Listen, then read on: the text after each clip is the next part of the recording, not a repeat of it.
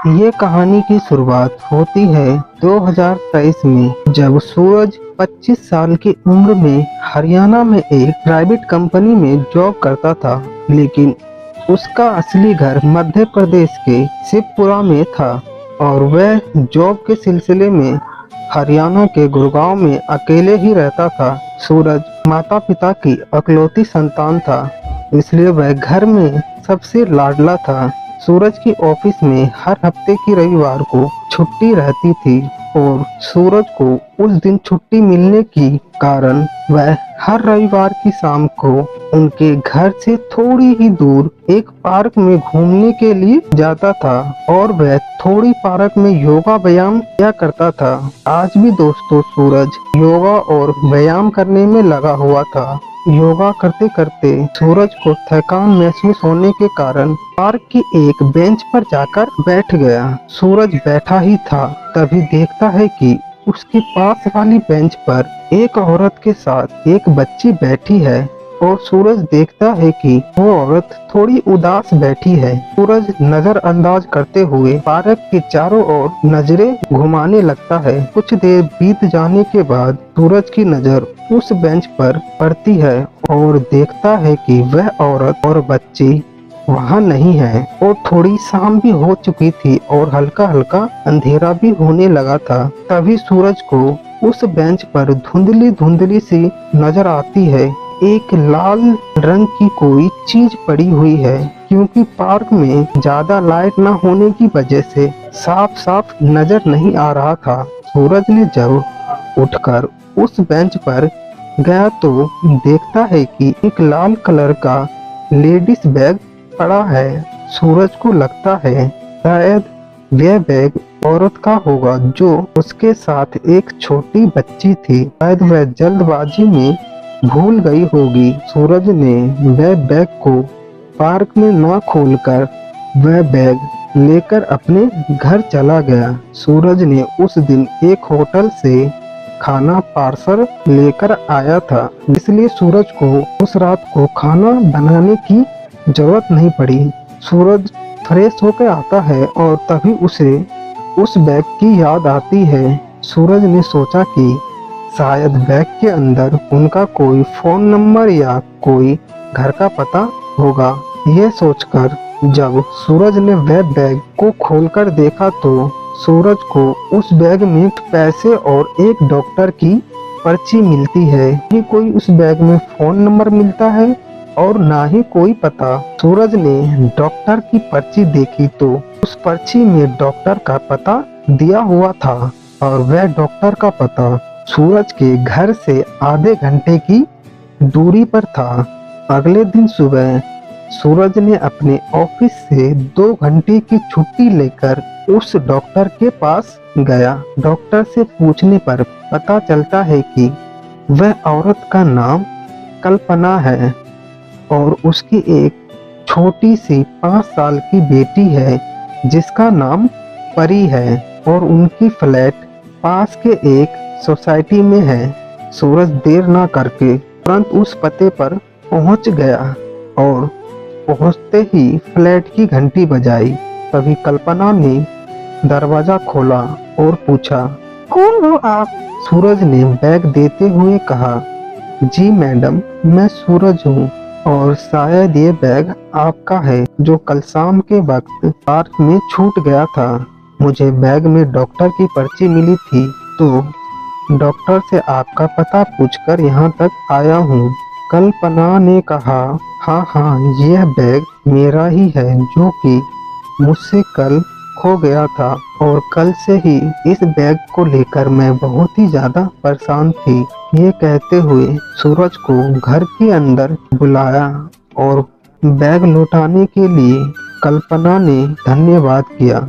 सूरज ने कहा, आज नहीं, कभी दूसरे दिन आऊँगा। कल्पना ने कहा, आपने हमारी इतनी मदद की है, कम से कम घर के अंदर तो आइए। सूरज ने कल्पना की बात टाल नहीं पाया और अंदर जाकर डाइनिंग रूम में सोफे में बैठ गया।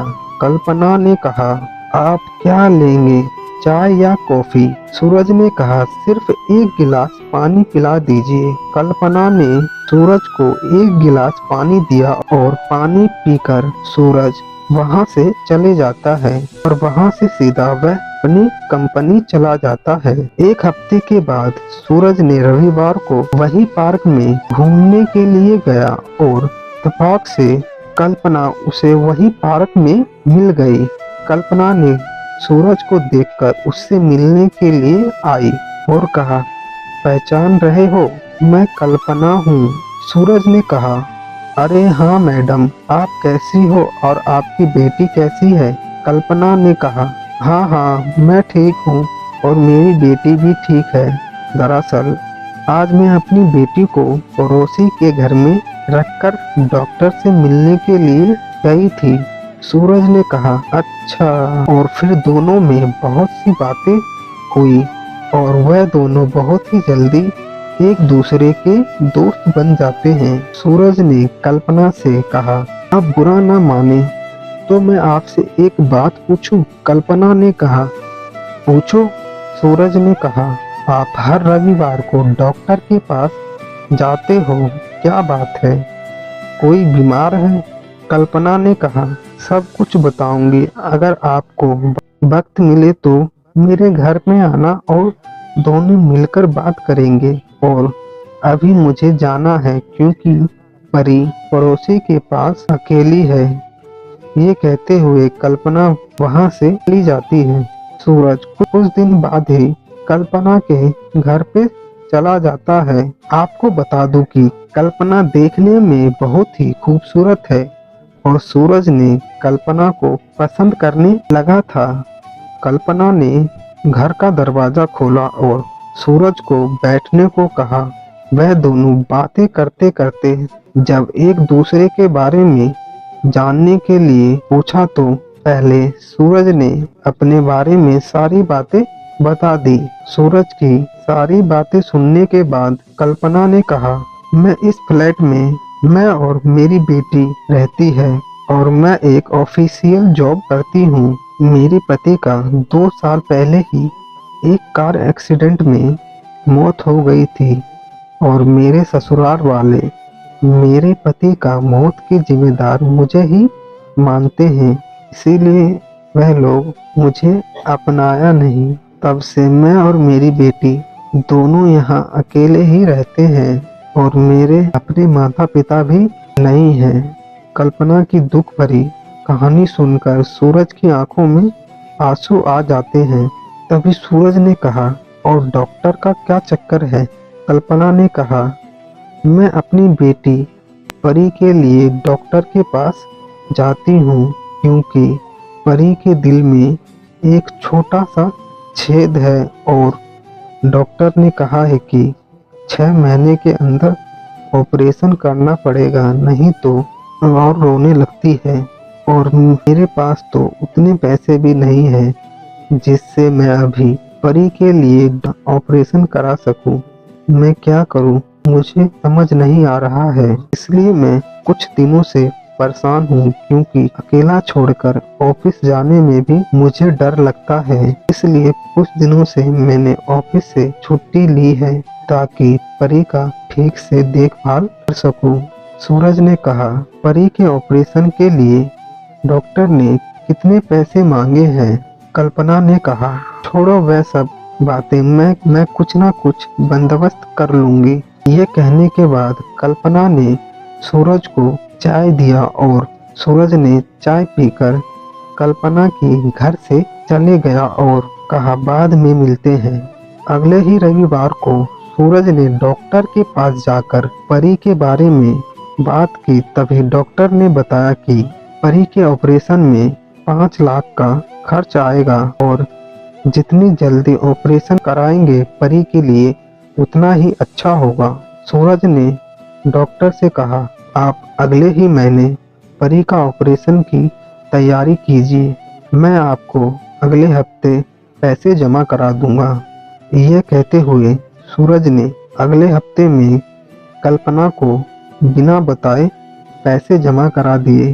कल्पना जब डॉक्टर के पास आई तो डॉक्टर ने कल्पना को सूरज के बारे में सब कुछ बता दिया। कल्पना सूरज को तुरंत फोन करती है और अपने घर बुलाती है। सूरज शाम को जब कल्पना के घर में गया तब कल्पना कहती है, तुमने पैसे क्यों दिए? क्या तुम मुझ पर दया दिखा रहे हो? सूरज ने कहा, नहीं कल्पना, मैं तुम्हें दया नहीं दिखा रहा हूँ। एक अच्छे दोस्त के नाते मैं तुमसे परी के इलाज के लिए थोड़ी मदद कर रहा हूँ और परी भी तो मेरी बेटी जैसी है। कल्पना ने कहा, बेटी जैसी मतलब? सूरज ने कहा, मैं तुमसे एक सच्ची बात कहता हूँ, बुरा मत मानना। अगर तुम्हें मेरी बात पसंद नहीं आई तो मुझे माफ कर देना, लेकिन प्लीज बुरा मत मानना। देखो कल्पना, मैं तुमसे कुछ नहीं पूछूंगा। तुम इतनी खूबसूरत हो कि मुझे तुमसे बिना प्यार किए रहा नहीं गया। कल्पना, मैं तुमसे बहुत प्यार करता हूँ और मैं तुमसे शादी करना चाहता हूँ। कल्पना की पति के जाने के बाद वह भी बहुत ही अकेली हो गई थी, इसलिए उसे भी एक अच्छा और सच्चा मन का हमसफर की जरूरत थी। इसलिए कल्पना ने प्रस्ताव को स्वीकार कर लिया और इस रिश्ते से वह दोनों भी बहुत खुश थे और परी भी खुश थी। वह दोनों फैसला करते हैं कि परी के ऑपरेशन के बाद ही हम दोनों शादी कर लेंगे। 1 महीने के बाद परी का ऑपरेशन बहुत ही अच्छा होता है। उसके बाद दोनों कोर्ट में जाकर शादी कर लेते हैं। पहले तो सूरज के माता पिता उसकी शादी को नहीं मानते थे, लेकिन 1 साल के बाद वह दोनों उन दोनों को अपना लेते हैं। अब सूरज और कल्पना परी के साथ अपनी जिंदगी में बहुत खुश है। सूरज और कल्पना की कहानी आपको कैसी लगी? कमेंट करके जरूर बताना और अपने दोस्तों को शेयर करना भूल ना जाना।